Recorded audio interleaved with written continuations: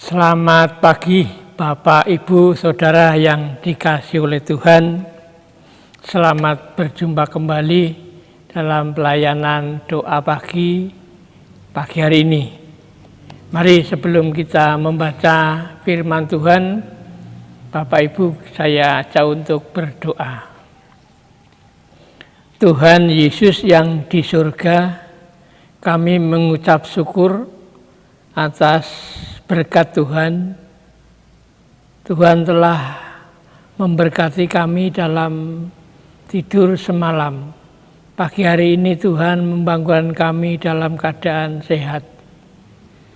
Kami akan belajar bergumul tentang firman-Mu. Berkatilah Tuhan hamba-Mu ini yang akan menyampaikan berita firman Tuhan. Kami serahkan Tuhan pelayanan doa pagi dari awal sampai akhir nanti. Di dalam nama Tuhan Yesus Kristus kami sudah berdoa dan mengucap syukur. Amin. Bapak Ibu yang dikasihi oleh Tuhan, bacaan pada pagi hari ini diambil dari surat Rasul Paulus di jemaat Korintus. 1 Korintus 9 dibaca ayat 4 sampai dengan ayat 10. 1 Korintus 9 dibaca ayat 4 sampai dengan 10. Saya akan membacakan untuk Bapak Ibu sekalian. Tidakkah kami mempunyai hak untuk makan dan minum? Tidakkah kami mempunyai hak untuk membawa seorang istri Kristen dalam perjalanan kami, seperti yang dilakukan rasul-rasul lain dan saudara-saudara Tuhan dan Kefas? Atau hanya aku dan Barnabas sajakah yang tidak mempunyai hak untuk dibebaskan dari pekerjaan tangan? Siapakah yang pernah turut dalam peperangan atas biayanya sendiri? Siapakah yang menanami kebun anggur dan tidak memakan buahnya? Atau siapakah yang mengembalakan kawanan domba dan yang tidak minum susu domba itu? Apa yang kukatakan ini bukanlah hanya pikiran manusia saja. Bukankah hukum Taurat juga berkata-kata demikian? Sebab dalam hukum Musa dan ada tertulis, janganlah engkau memberangus mulut lembu yang sedang mengirik. Lembukah yang Allah perhatikan? Atau kitakah yang ia maksudkan? Ya, untuk kitalah hal itu ditulis, yaitu pembajak harus membajak dalam pengharapan, dan mengirik harus mengirik dalam pengharapan, untuk memperoleh bagiannya. Sampai di sini Bapak Ibu Saudara bacaan firman Tuhan. Berbahagialah orang yang mendengar firman Tuhan dan melakukan di dalam kehidupan sehari-hari. Bacaan dari 1 Korintus 9 ayat 4 sampai 10 diberi judul mengutamakan kewajiban daripada hak. Surat Rasul Paulus kepada jemaat Korintus memberitahukan tentang hak dan kewajiban. Pada umumnya, seorang pegawai, seorang karyawan, seorang buruh mempunyai hak dan kewajiban di dalam melaksanakan tugasnya. Rasul Paulus juga butuh hak seseorang, yaitu hak kecukupan kebutuhan jasmani. Ia makan, ia minum, dan juga memperoleh kehidupan yang mempunyai papan, sandang, dan pangan. Dan Rasul Paulus juga punya hak untuk membawa seseorang menjadi seorang Kristen. Rasul Paulus berhak juga untuk mewartakan setelah menerima firman Tuhan.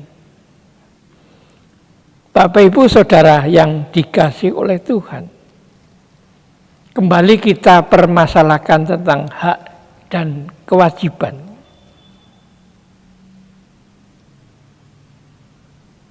Seorang pegawai, seorang karyawan, seorang buruh jelas mempunyai hak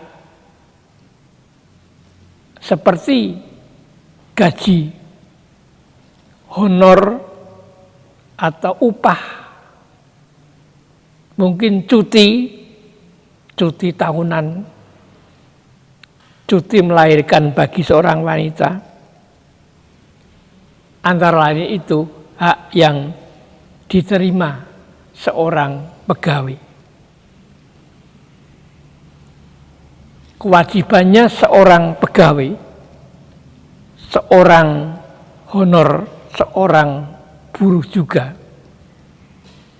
dituntut untuk bekerja dengan maksimal, bekerja dengan tupoksinya, bekerja secara profesional, jujur, dan benar. Bapak Ibu yang dikasihi oleh Tuhan,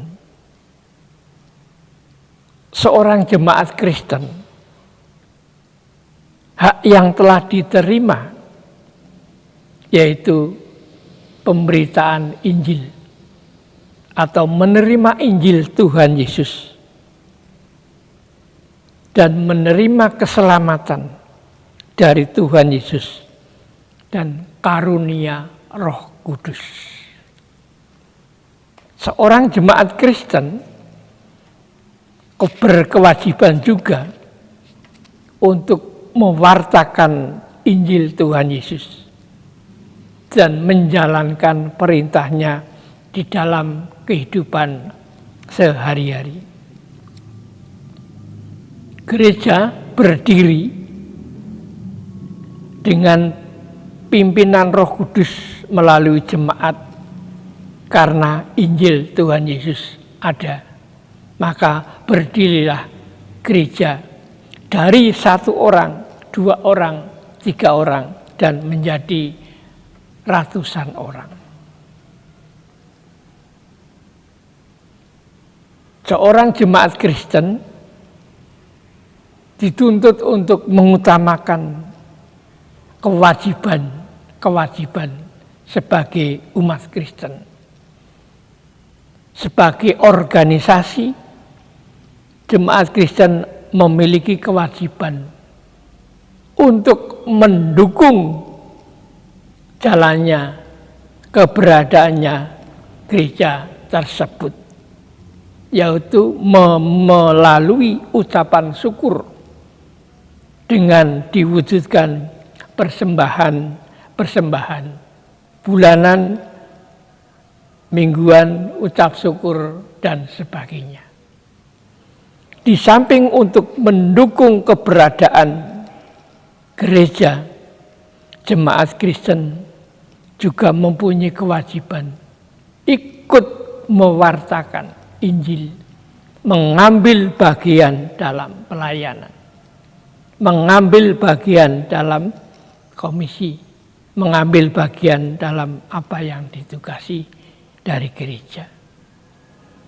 Seorang Kristen mempunyai kewajiban untuk saling menghormati, saling menghargai sesama, dan saling mengasihi kepada sesama.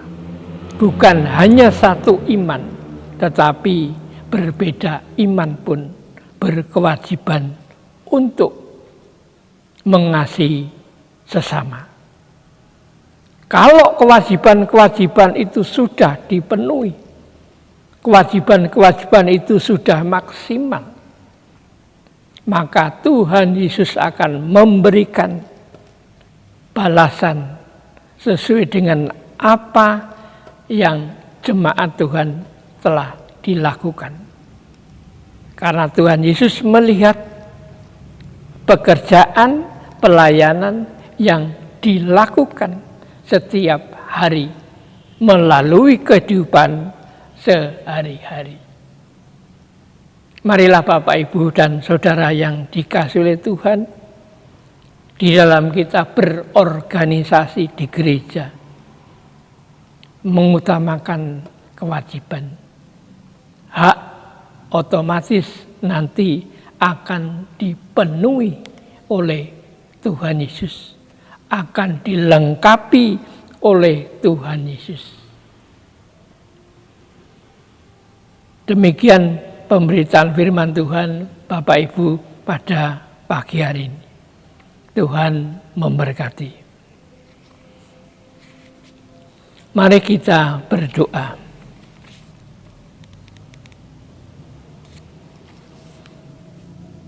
Puji syukur kami naikkan kepadamu ya Tuhan.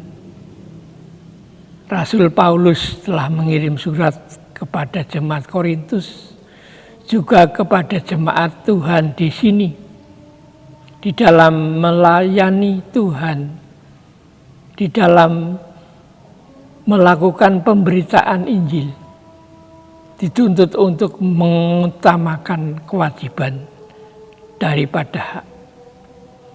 Ajarlah ya Tuhan jemaat Tuhan di sini untuk belajar dari Rasul Paulus yang sudah menerima, yang sudah menderita karena Injil. Dengan demikian jemaat Tuhan di sini didorong dengan firman Tuhan untuk berpelayanan kepada jemaat Tuhan, kepada orang lain. Juga dituntut untuk melakukan kewajiban sebagai jemaat di mana gereja itu sedang berkembang. Bapa kami yang di surga,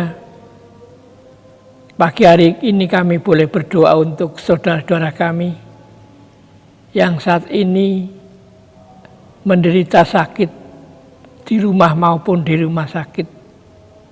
Mungkin karena usia sudah lanjut, tolong Tuhan jamah datangi mereka. Berilah kekuatan di dalam roh. Imannya berikan kekuatan supaya di dalam menjalani usia lanjut, merasakan sakit, akan tetap beriman kepada Tuhan. Kami juga menyerahkan jemaat Tuhan di GKI Kabangen dalam menghadapi pandemi COVID-19 yang belum selesai. Kami percayakan Tuhan, Tuhan akan melawat, memberikan kekuatan dan penghiburan agar apa yang sedang dijalani, semata-mata hanya untuk mengingatkan dirinya sendiri untuk tetap setia kepada Tuhan. Berikan pengharapan, berikan kekuatan ya Tuhan, agar tidak meninggalkan nama Tuhan. Berikan kecukupan di dalam hidupnya. Kami juga menyerahkan situasi kondisi khususnya di kota Surakarta. Terus Tuhan menjaga melalui aparat keamanan, baik TNI, Polri, organisasi masyarakat, agar kota Solo dan sekitarnya nyaman untuk didiami oleh warga masyarakat untuk bermasyarakat lebih baik, lebih harmonis. Kami juga menyerahkan untuk keluarga Bapak Pendeta, keluarga Majelis, Tuhan dampingi di dalam melakukan pelayanan di gereja Tuhan di tempat ini. Kiranya Tuhan mencukupkan kebutuhannya sehari-hari. Kami serahkan Tuhan doa yang kurang sempurna ini. Hanya kami percayakan di dalam nama Tuhan Yesus Kristus, Juru Selamat kami yang hidup. Amin.